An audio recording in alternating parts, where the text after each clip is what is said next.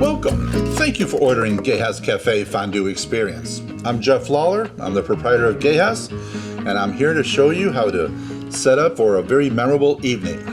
And what we have here is a setup for 4 people. We have our equipment bags and our smallwares bags. There's nothing better than fondueing with friends and family. Here we have our equipment bags. Inside the equipment bags, you will find 2 cheese pots. Okay, one for the cheese, one for the chocolate. One stand for the cheese and chocolate.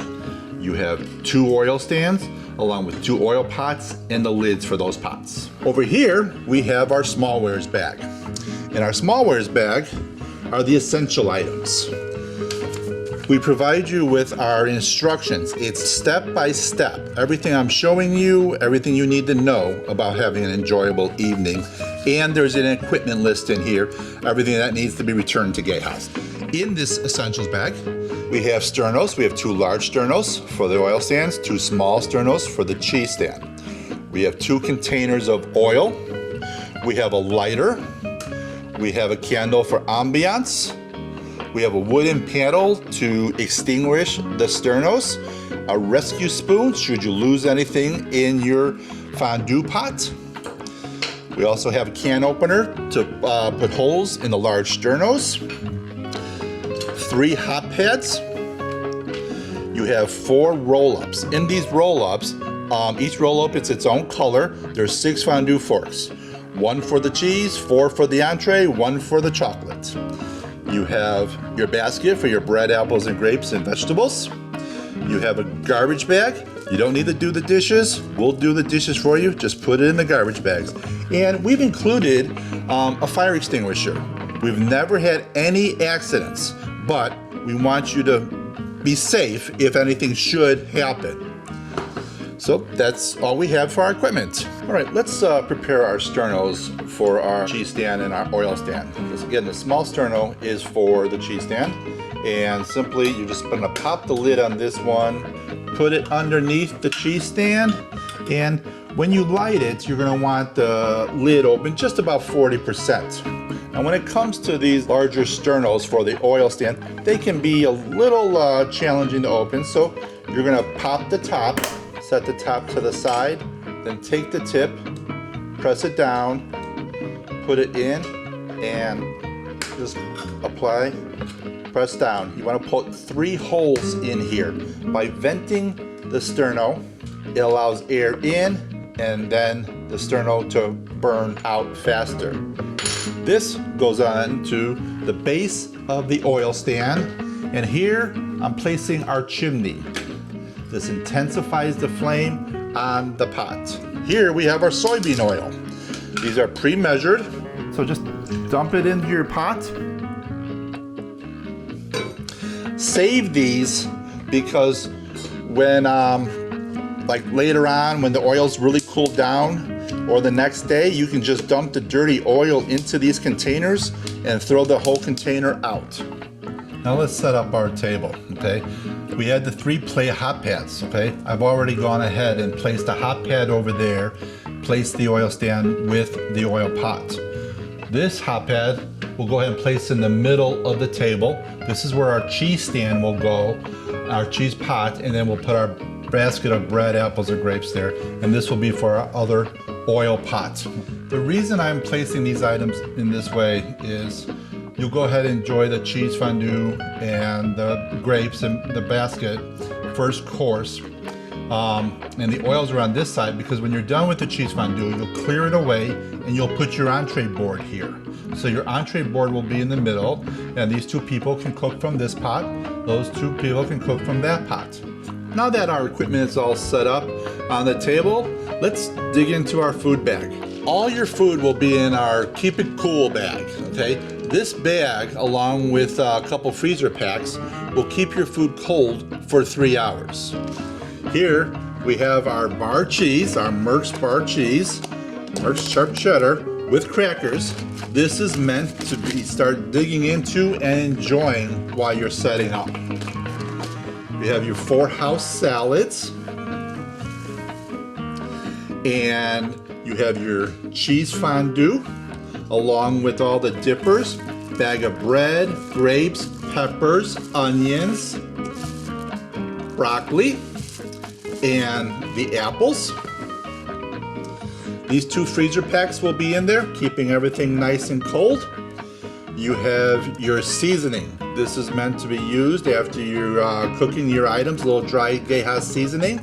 We have our barbecue sauce, our herbed butter, and the best for last, the dark Belgian chocolate fondue. In addition to that, we have our entree board that has everything individually wrapped, the sauces and the proteins. We're gonna just unwrap everything to prepare everything. And then you have your dessert plate that has your liqueur for flaming and all your dippers, has a little silver spoon on there, and your banana. After you've unwrapped everything, you've unwrapped your sauces, and you have your proteins unwrapped, you're gonna just keep your barbecue sauce and your herbed butter off to the side. After you're done with your cheese fondue, you'll just mic those and you'll put them into the 2 empty silver ramekins that are on the tray.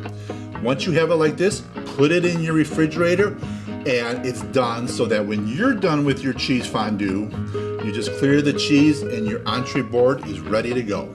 Now that our table is set up with all of our equipment and our entree board is in the refrigerator, let's set up our cheese fondue course. I've gone ahead and set up our 4 salads with our Dijon vinaigrette dressing on the side. Just drizzle it to your heart's content.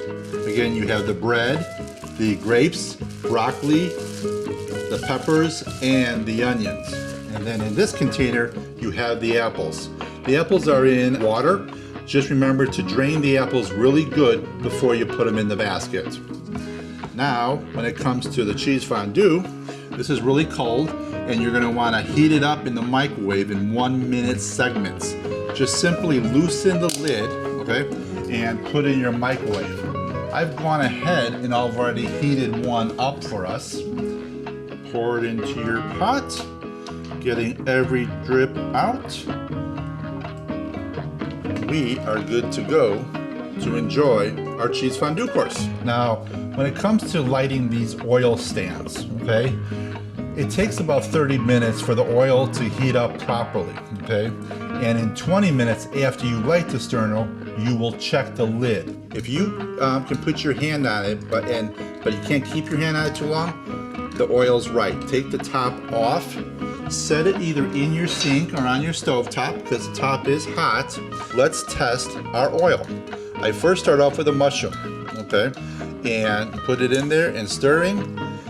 And that is looking really good. So now we test it with a potato. It's boiling really good. It's got the good sizzle. And this oil is good to go. But now if this oil pot was too hot, I want to show you what to do. Take a fondue fork or a knife, poke it into the side of the chimney, pull the chimney off, set it on the side of the sternum, okay? This oil will cool down naturally. Now let's say you've been cooking a long time and you still have a lot of food left and vegetables left, but your oil is cooling down. That means you need to change out the sternum. So you take the chimney off, you snuff it out, okay, with the wooden paddle. Take a simple knife, butter knife, pull it out, rest it on the wooden paddle. Take your new sterno, put it underneath, then put the chimney back, and then take your lighter, put it in one of the little side holes. Just take a minute or so for this oil to get back hot again, really hot again, for a good cook on your food. Thank you for choosing Geja's Cafe at home fondue experience for a memorable evening. If you do have any questions throughout your evening, call the restaurant, ask to speak to a manager. We can answer all your questions. So from our home to your home, cheers to a memorable evening. Thank you.